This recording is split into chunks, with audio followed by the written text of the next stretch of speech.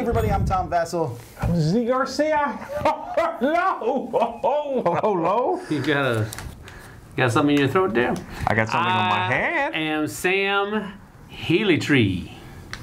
Anyhow, folks, welcome to our Christmas shopping guides. This is one of several.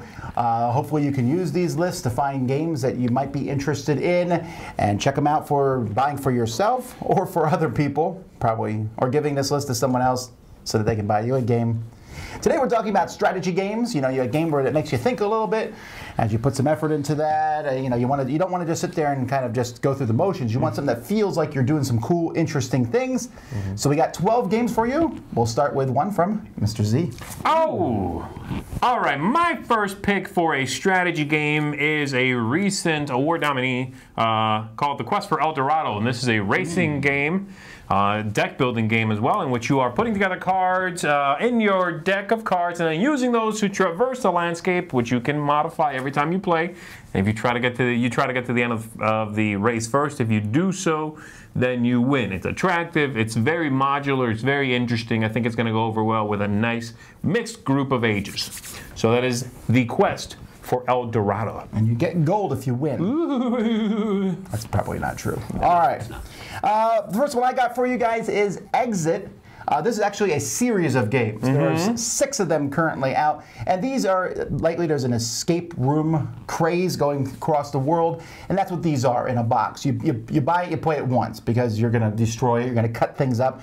You're opening it up, trying to figure out how to escape whatever it is, whether it's an abandoned castle, a cabin, a polar station. You know, you're stuck somewhere. And you as a group, and it's a really entertaining time as you figure out all these little puzzles. If you like puzzles at all, this is a great series, the Exit series, and this is from Cosmos.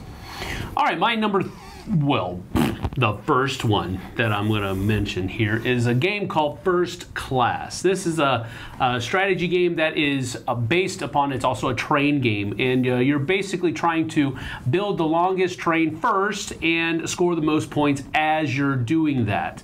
Doesn't sound very thematic as far as getting from one place to another or anything like that, but that's what it's supposed to be abstracting, is your journey from one part of your journey to the end. And once you have completed your train, then your journey is complete. You score points. Whoever has the most points is the winner. The thing that I like about this one is that it has a whole bunch of different modules that can be mixed and matched depending on what kind of game you want to play. And so it has a lot of leg room there as far as my goodness. Get it? Anyway, it has a lot of legs. Come on, that was just the same thing. Anyway, you'll get a lot of bang for your buck out of this one. So that is my first pick for this list.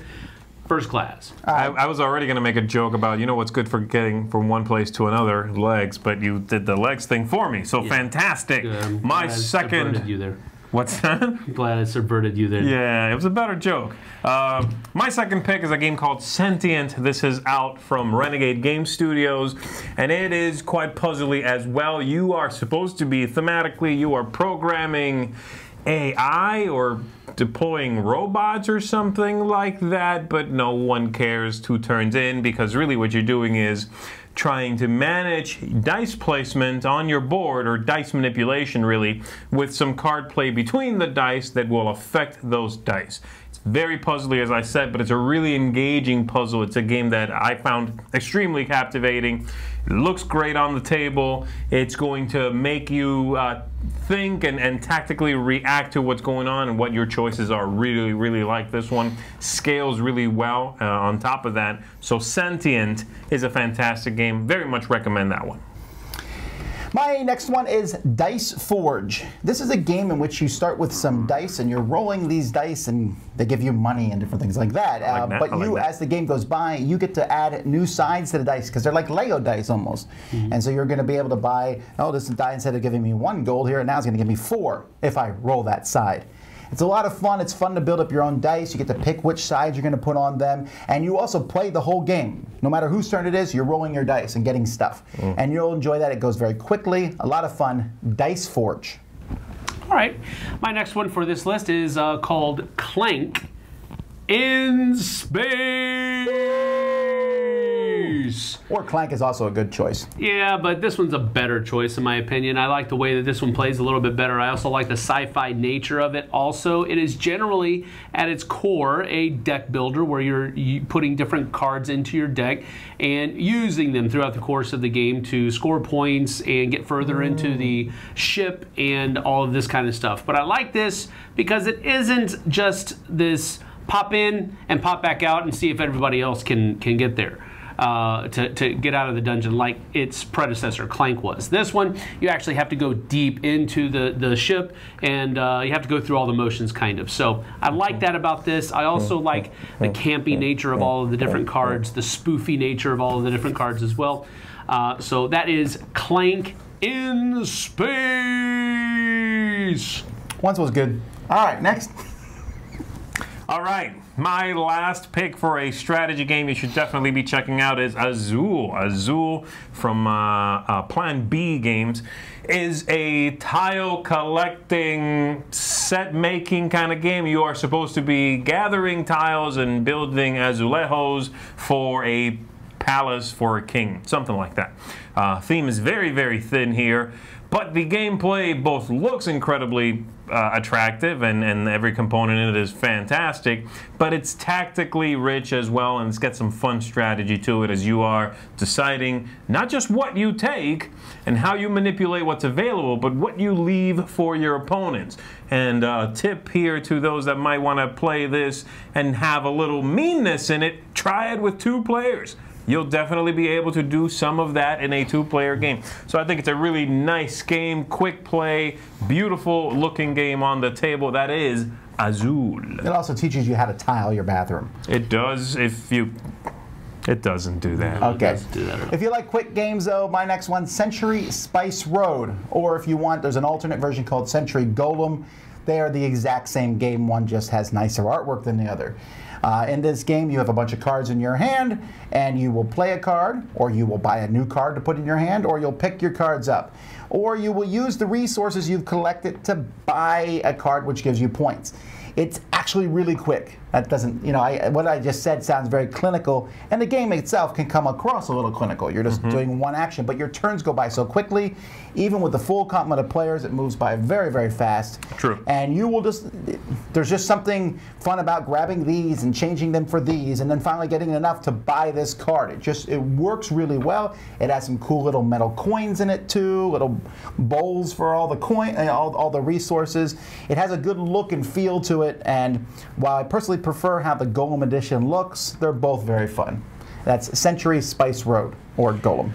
All right, my last one for this list is one called Cry Havoc from Portal Games. It is a basic dudes on a map type thing, but each race plays completely differently than the others. Complete asymmetric balance in this game. And some people might even contest the word balance there, because sometimes the Trogs seem like they are very, very much overpowered. But that's one of the cool things about the game, is that everybody has to kind of work together to beat down the Trogs so that everybody has their own little chance of winning.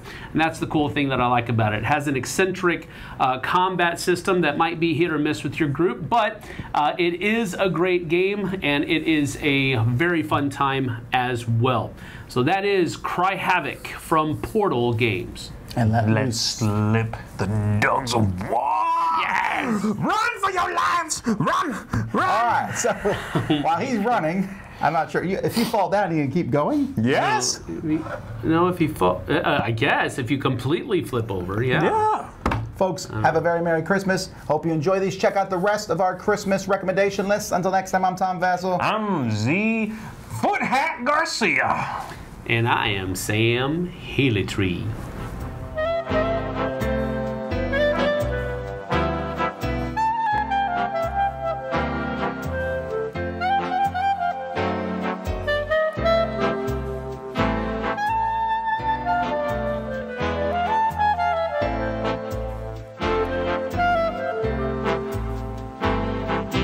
Thanks so much for watching the Dice Tower videos. Find more great videos and reviews, as well as our top-rated audio podcast at Dicetower.com. The Dice Tower is sponsored by Cool Stuff Inc., where you can find great games for great prices. Cool stuff in stock. Check them out at CoolStuffInc.com.